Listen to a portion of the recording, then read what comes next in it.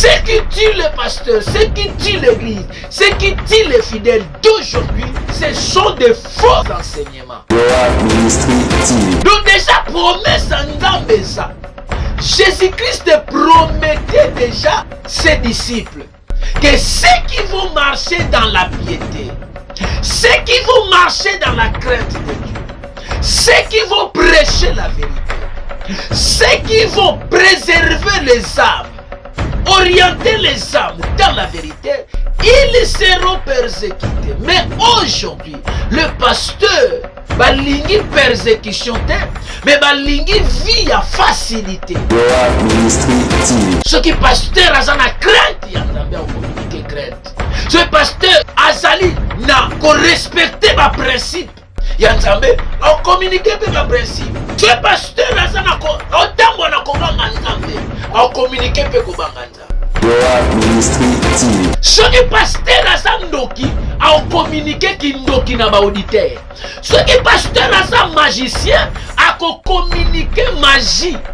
Ce qui pasteur aza occultiste a communiqué occultisme na ye na ba auditeur ba oyo ya zoka. Mbote na balandi nyoso bazokolanda biso bisika nyoso oyo wapi bozwami. Nzambe ya lola apambola bino lisusu ya koleka na tondeli bino bolandi malamu ya émission na bino dites-nous. Une émission présentée par l'arbitre de la presse, l'arbitre de la communication, Joab Kinkela. Matondi mingi na bandeko nyoso oyo bazoko landa biso libanda ya mboka, ba oyo nyoso bazoko like ko partager, ceux que ozali moto ya sika o s'abonner massivement et kozala lolenge ya ko soutenir émission oyo. Merci. Tozana bosenga na bino parce que soki bino bozate biso tokosala musala malamu te.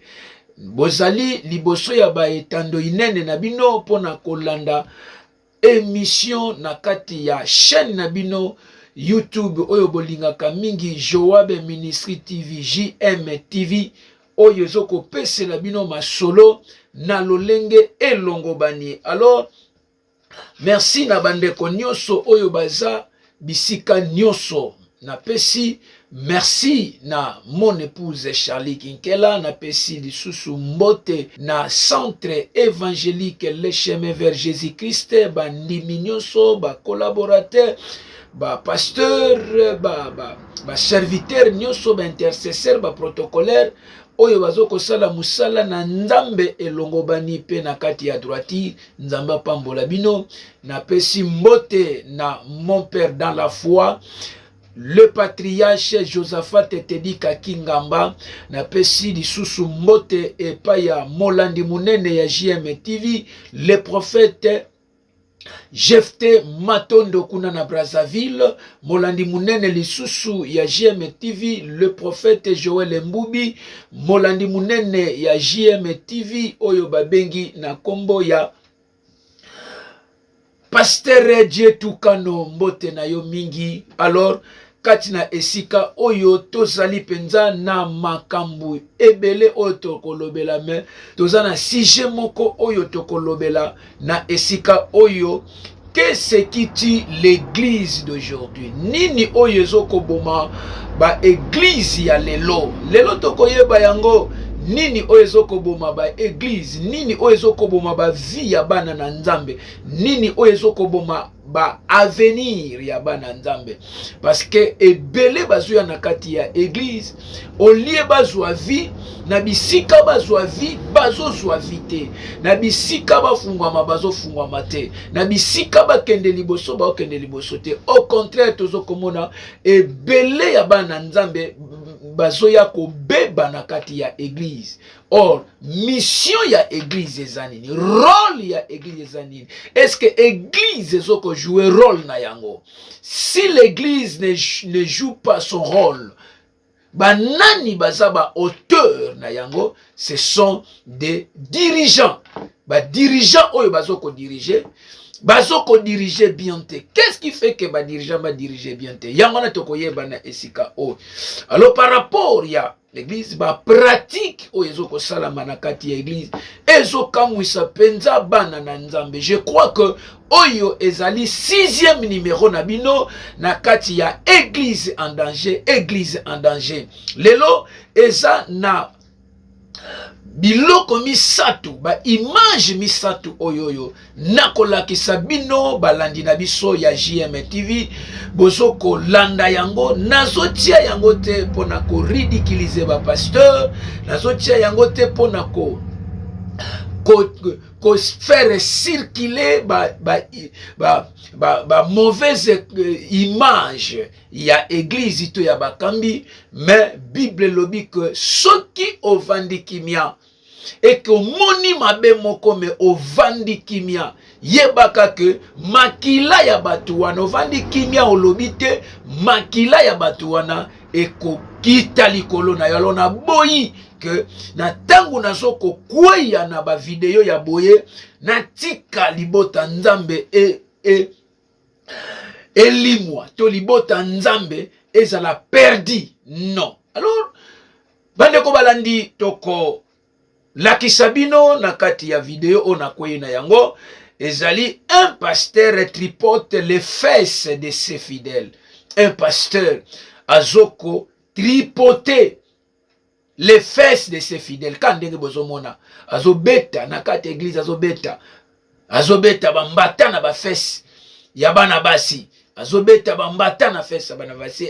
Est-ce que ezoko pe sa vie to ezopé sa vie te? Merci beaucoup bandeko balandi.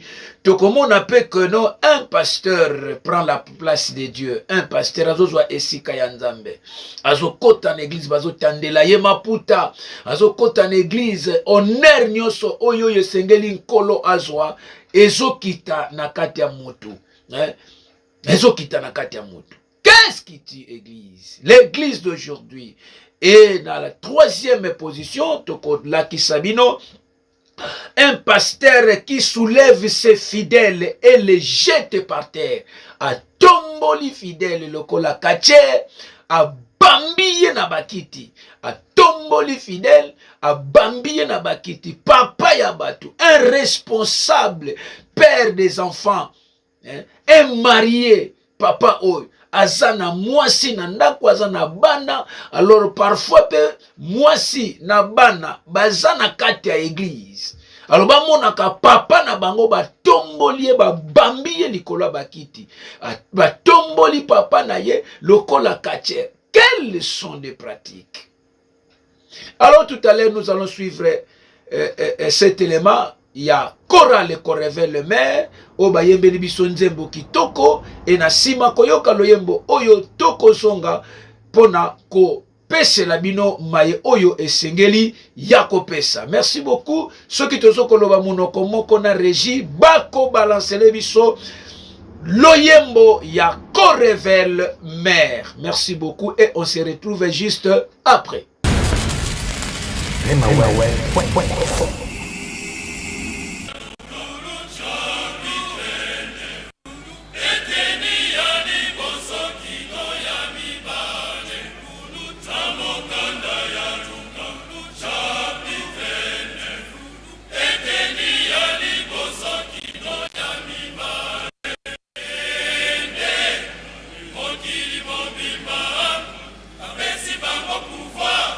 Yakobi kisa malade, Yakobi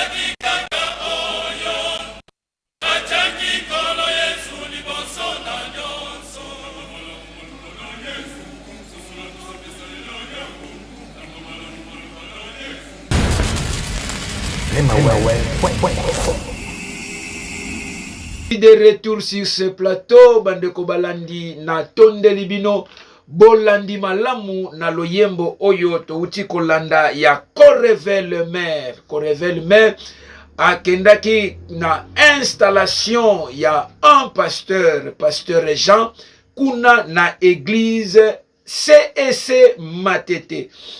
Kuna nde bayembelaki biso loyembo oyo balobi ke soki otaleli masiya yope okolonga. Soki otaleli masiya yope okolonga. Bandeko balandi totalela masiya, totalela nkolo tokolonga. Même s'il y a des pratiques dans l'église, même si on se passe na ba problème moko difficile, rien ne marche dans ta vie, talela kaka masiya okolonga.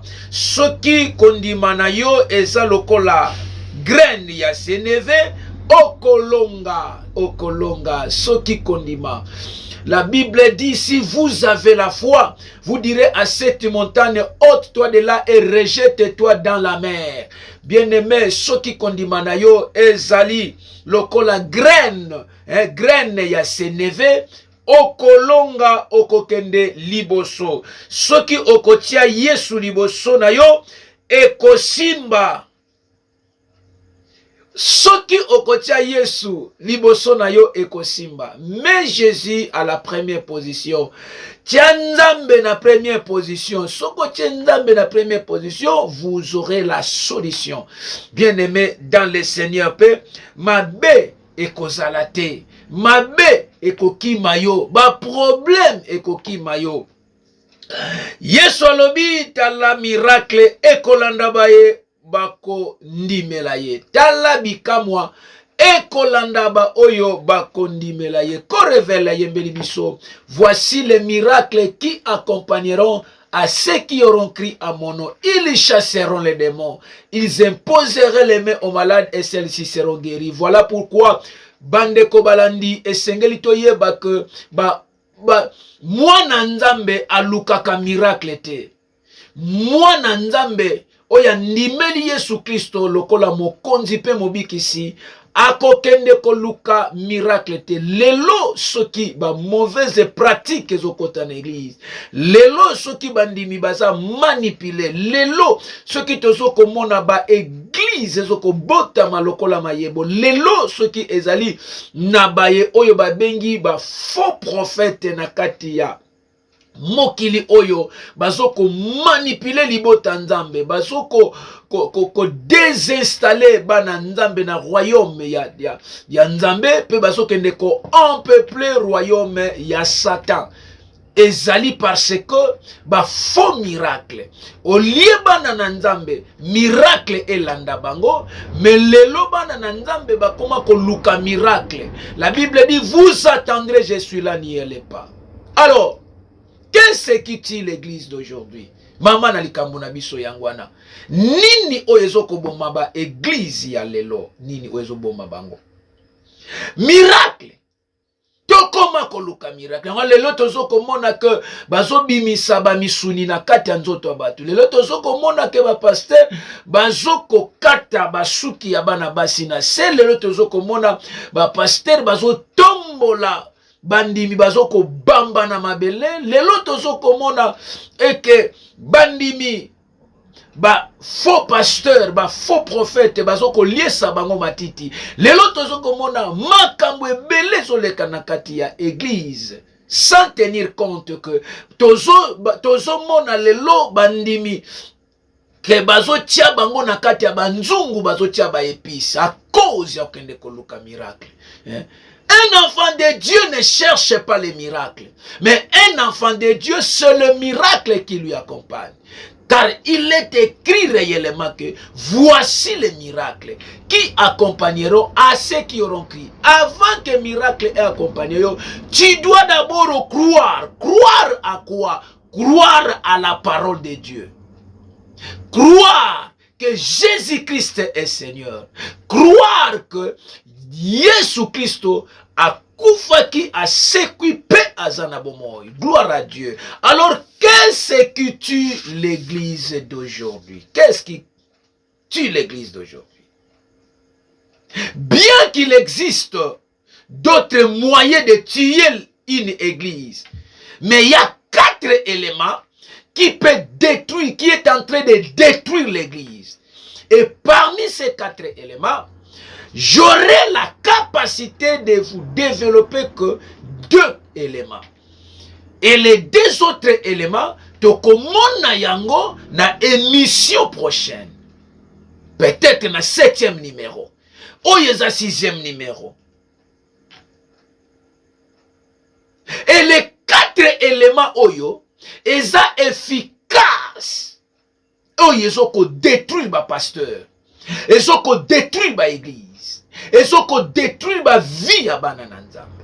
Ezoko détruire avenir. Ezoko détruire. Eza ba élément oyo. Ezo sala eke soki mwana na Nzambe ye na église. Olie vie na ye efungwama. Olie makambo nekende liboso. Olie puissance ya Nzambe se manifeste. Olie akota na présence ya Nzambe. Mais ba élément oyo ezoko permettre ete akota na présence ya Nzambe.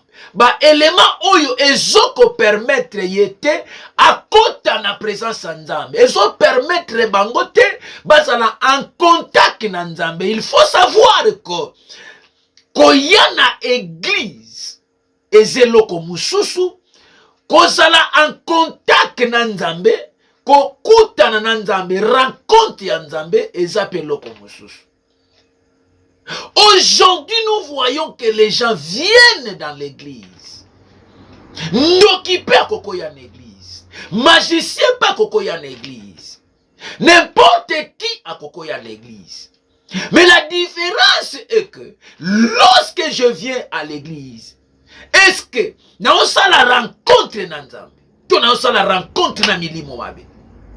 Il y a des gens qui viennent à l'église, mais basoya ko sa la rencontre na ba mauvais pratique. Basoya ko kutana na ba mauvaise pratique. Basoya ko kutana na ba miracle ya mabe. Basoya ko kutana na ba persécution. Basoya ko kutana na ba problème. Ba kimi plutôt ba problème na mokili. Ba ye ko kuta lisusu plus pire ba problème na kati église. Premier élément où ils ont détruire l'église, kolo ezali persécution. Yami balé où ils ont détruire l'église d'aujourd'hui, c'est les faux enseignements. La 3e élément où ils ont détruire l'église yalelo, la mondanité. Yango ils ont détruire l'église d'aujourd'hui. Et 4e élément, où ils ont détruire l'église yalelo, ezali l'indifférence. Or la Bible dit, vous verrez la différence entre celles qui me servent et celles qui ne me servent pas. Mais l'élo, et l'autre que sont comme église, et l'autre que sont comme pasteur, et l'autre que sont désorienté par pasteur, et la persécution. Ba pasteur, ba lingi persécution. Et nous allons voir tout à l'heure qu'est-ce que la Bible dit par rapport aux persécutions. Ce qui tue le pasteur, ce qui tue l'église, ce qui tue les fidèles d'aujourd'hui, ce sont des fausses enseignements. La Bible dit, vous permettez à Jézabel d'enseigner, un mauvais enseignement.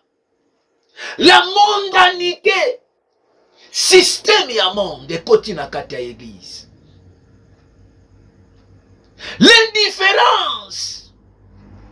Est-ce qu'il y a une différence entre un enfant de Dieu et un enfant de Satan? Ce qui arrive dans l'église d'aujourd'hui, dans l'église de Dieu, c'est l'apostasie. Ce qui est à la base de la destruction de l'église, c'est l'apostasie. L'apostasie, c'est quoi? L'apostasie qui signifie détournement de la vérité. Les gens ne veulent pas être dans la vérité. Les gens ne veulent pas être orientés dans la vérité. Or la Bible dit, vous connaîtrez la vérité et celle-ci vous en franchira. Est-ce qu'aujourd'hui, il y a la vérité? Les hommes de Dieu prêchent la vérité. Voilà pourquoi la Bible dit, mon peuple est détruit parce qu'il manque la connaissance. Puisque vous avez rejeté la connaissance, moi Dieu, je vous rejetterai. Par mauvais enseignement. La persécution, à savoir que Jésus-Christ est en train de nous avertir. Dans 2 Timothée chapitre 3 verset 12. La Bible dit ceci. Ceux qui veulent vivre avec piété en Jésus-Christ seront persécutés. Oyo nyonso balingi ko vivre na bosolo, ko vivre na sanctification, ko vivre na kati ya ba institution ya Nzambe, ils seront tous persécutés. Donc déjà promesse en Nzambe za.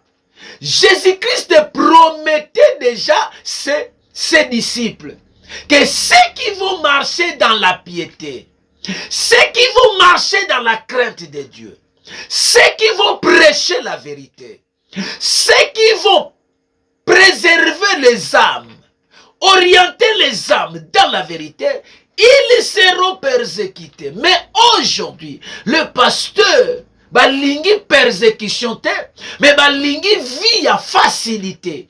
Balingi baye lelo bazui lelo. Balingi eke ba église tonda. Balingi eke bango pe ba apparaître. Baboyi Nzambe a faire apparaître bango, mais balingi ba apparaître. Voilà pourquoi bozomona élément oyo. Un pasteur qui prend la place de Dieu.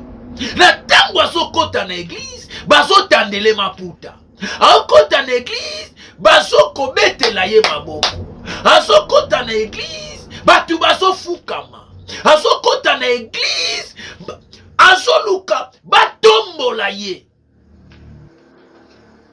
Suivons cet élément et on se retrouve juste après.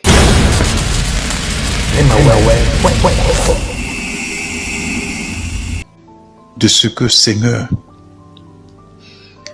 de 1980 à 1990, ce que nous voyons à l'église n'existait pas.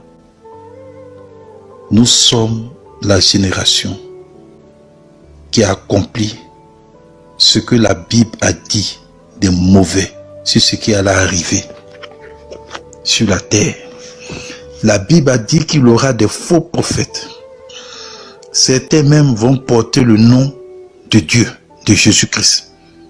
Parce qu'en réalité, Seigneur Jésus-Christ, nous avons arrêté de te prêcher. Nous avons arrêté dans nos églises de te présenter. Tu es Dieu. Fils de Dieu veut dire Dieu. 1 Jean 5, verset 20 et 20 à 21. Présente à tout le monde entier. Pour ceux qui jouent encore les sourds, pour ceux qui jouent encore les aveugles. Seigneur, nous, les faux prophètes, nous avons envahi ton église. Merci beaucoup, Bandeko Balandi, Touti Kolanda. Batu balingi, les pasteurs révèlent toujours l'honneur. Balingi ba honoraka bango, oui. Mais na tangu bazoko honoré yo. Bible dit que les hommes de Dieu méritent double honneur. Oui, c'est la Bible qui le dit. Mais nous ne pouvons pas aller au-delà de prendre la place de Dieu. La Bible dit, maudit soit celui qui se confie à l'homme. Kaka batuana bazotandelo maputa. Kaka lobi bangone ba okitisa yo. Kaka batuana ba betelo maboko. Kaka lobi bangwana ba okende kotonga yo. Kaka batuana bazo kozwa yo lokola Nzambe. Tala ndenge bazotanda maputa. Si comme le pasteur était Dieu, à se référer la parole à Nzambe, oye lobi, oye sa eke Yesu Christo azokota na Jérusalem. Batu bazotandele maputa, bazotandele mandalala, batu bazokoganga Osana, Osana. C'est ça que les pasteurs veulent qu'on le fasse. Batiaye nesika ya Nzambe. La Bible dit, tu n'adoreras point d'autre Dieu devant ma place. Tu comment quoi adorer? Tu paies sa place au lieu de payer son colo. Et sika même atambwisa biso biso to comment ko tambwisa Nzambe. Voilà pourquoi les pratiques toboyi persécution Tolingi vie ya facilité. Tolingi babetela biso maboko.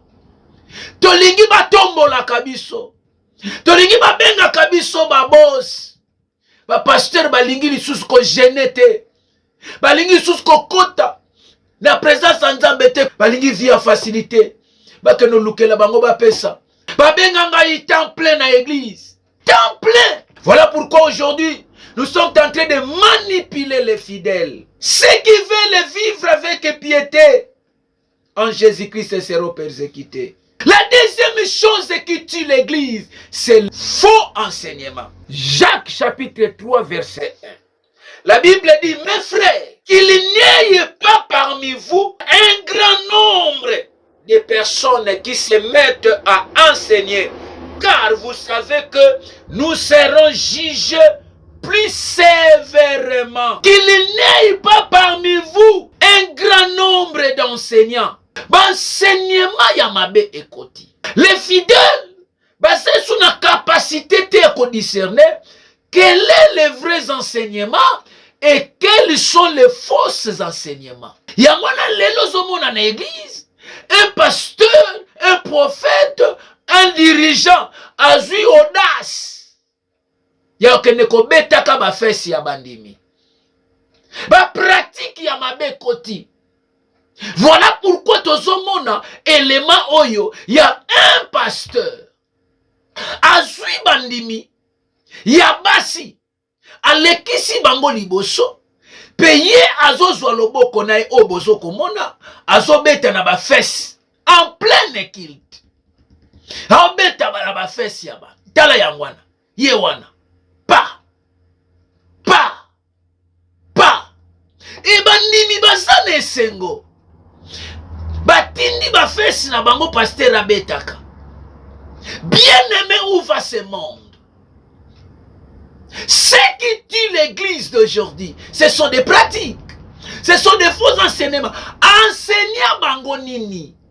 Est-ce que enseignement oyo bandimi oyo bazui, c'est biblique? Est-ce que notre imitateur Jésus-Christ, il nous a montré de tripoter les fesses des femmes? Suivons cet élément et on se retrouve juste après.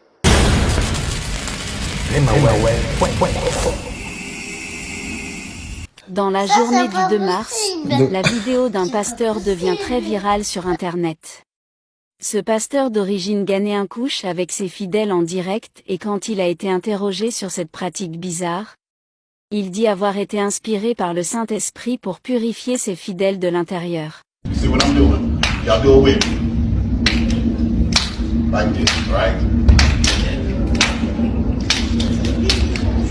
Alright, Dennis, do that. Right? Grab your nails. Again. Like this feet. Take this right too much. Should I go harder? A little more.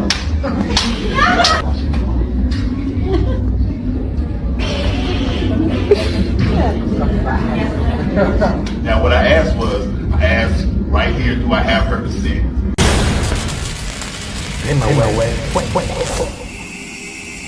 Merci de retour sur ce plateau. Alors, ces pasteurs nous enseignent quoi?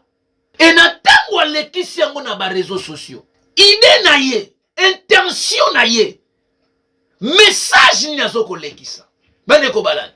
Kobeta ba fesi ya basi. Message ni nazo lekisa. Alors pour moi, ce que je vis, alors lekisa message ya impudicité. Les impudiques n'hériteront pas le royaume des cieux. Yango na tangu nazo kolekisa. Na tangu nazo kolekisa ba élément oyo ndeko oyo azolanda azoloba eske yo pasteur oza musantu. Est-ce qu'on va dans frère? Yango na lelo tozomona bana bakoma kobimana ba papa mibimba. Enseignement nini azo ko enseigner na génération oyo? Héritage nini tozo tike la génération oyo koya ko remplacer biso. Ba leader oyo baza soi-disant ba père dans la foi. Na tango zo sala ba pratique aboye. Kanisa yo moko na mutu na yo, na ba pensée na yo. Héritage ni nazo kotike la bana oyo. Aujourd'hui, l'église est infiltrée par des démons. L'église est fréquentée par des sorciers et des sorcières. L'église est conduite par des pasteurs sorciers, de magiciens sorciers. Bandoki bakoma kokamba ba église. Voilà lelo ba église koma kobota maloko la mayebo. À cause de mauvaises pratiques, les faux enseignements peuvent prendre de nombreuses formes. L'enseignement yamabe ekoki kozwa ba forme ebele. Leti ba forme oyo tozo komona ya un pasteur azoko tripoter ma fesse ya basi. Enseignement sur forme. Impudicité ma pesi yango forme. Ba comment qu'on soit na ba verset biblique et comment ba pui na bango. O Élisée alalela ki mwana. Zolo contre zolo, maboko contre maboko et mwana sekui. Yango ne comment ba pui na bango. Les fausses enseignements, ils peuvent nier l'existence de Dieu. Malakisi yamabe ekoki ko nier existence ya Nzambe. Yangona lelo to mona ba pratiko. Les fausses enseignements peuvent introduire les erreurs dans la nature et s'attribuent. Erreur na ba nature. Qu'est-ce que signifie enseigner? Enseigner, c'est montrer la personne de Jésus-Christ à partir des Écritures. C'est ça enseigner. Enseigner, c'est montrer la personne de Jésus-Christ à partir des Écritures. Est-ce que les Écritures nous disent de tapoter les fesses des femmes? Est-ce que les Écritures nous disent de raser le poil des femmes? Est-ce que les Écritures nous disent de faire manger les fidèles les herbes? Est-ce que les Écritures nous disent de soulever les fidèles et de les jeter par terre? Est-ce que les Écritures nous disent de faire toutes ces pratiques? Mon peuple est détruit parce qu'il manque la connaissance. Makambwa boye batu ebele bakota langote. Makambwa batu ebele bako partager yangote. Enseignement ya boye batu ebele bako laikete. Parce que ils ont touché ma vie, ma pratique na bango. Enseigner signifie communiquer les implications de sa vie pour la vie des auditeurs. C'est ça enseigner. Vie nangai. Tant que enseignant, et sa vie oyo sengenya tambola na limemia. Afin que na communiquer vie oyo nga nazanango na ba auditeur. Ba ona okamba. Et moi-même, je dois être un exemplaire. C'est que ba pasteur oyo, ba vie na bango ba memaka na nkuku, yango nande bazoko communiquer na ba auditeur.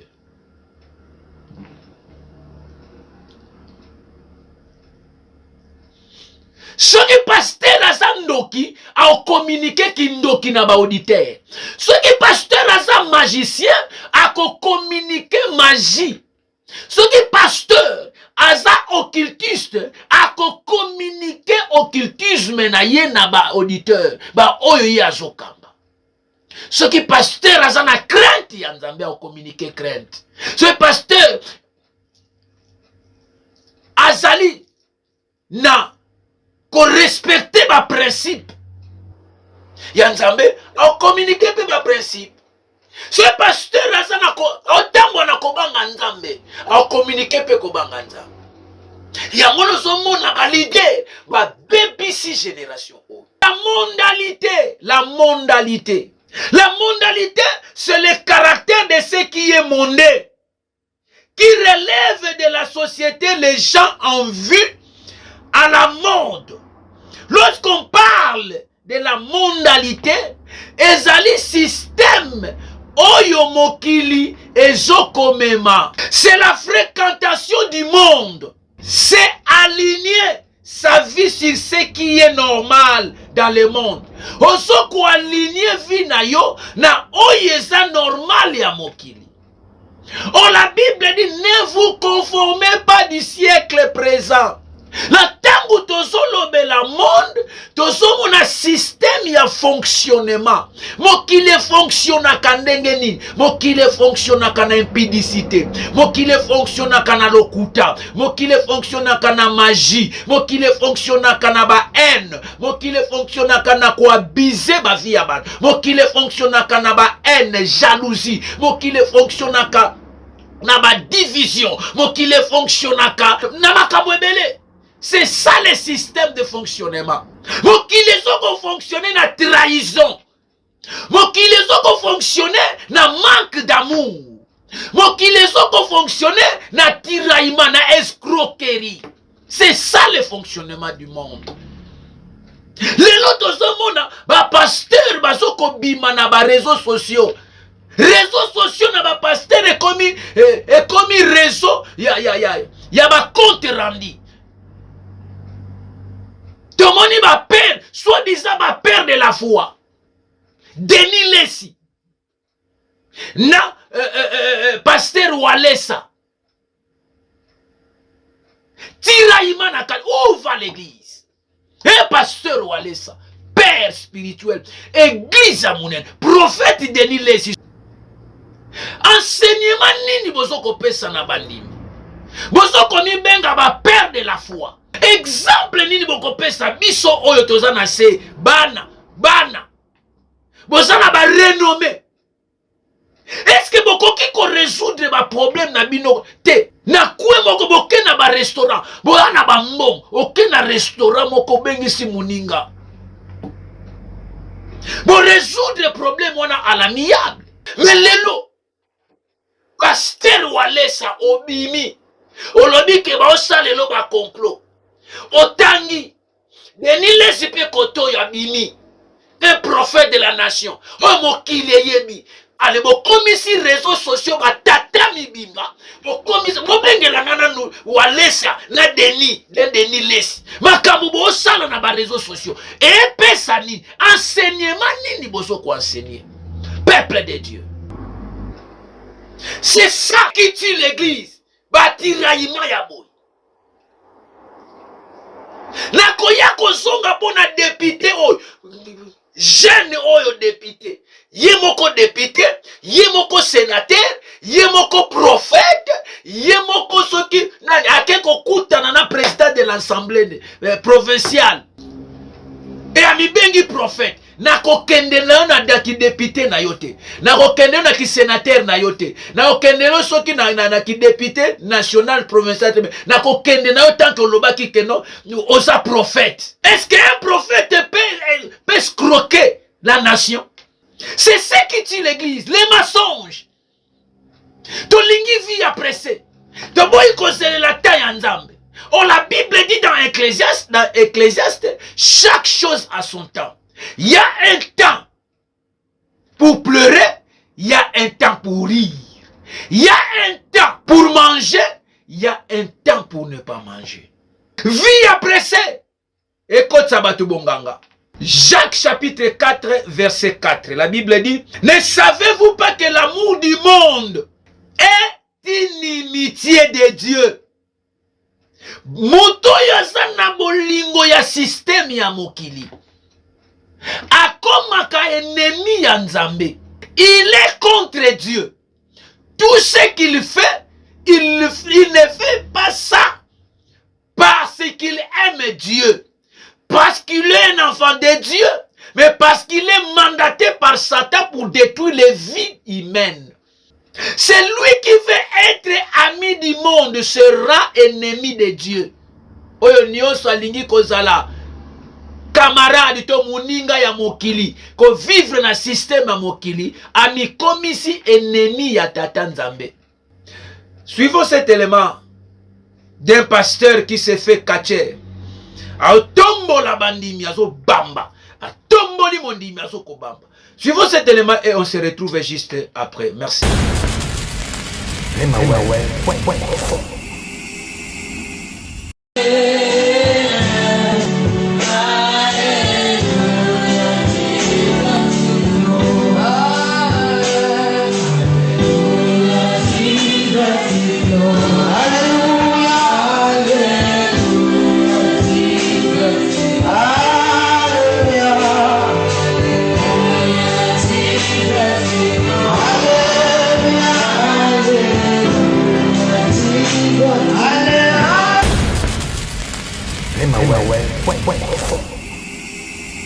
Voilà de retour sur ce plateau. Matondo mingi mbote na bino nyonso oyo wapi bozo kolanda biso bisika nyonso bozwami.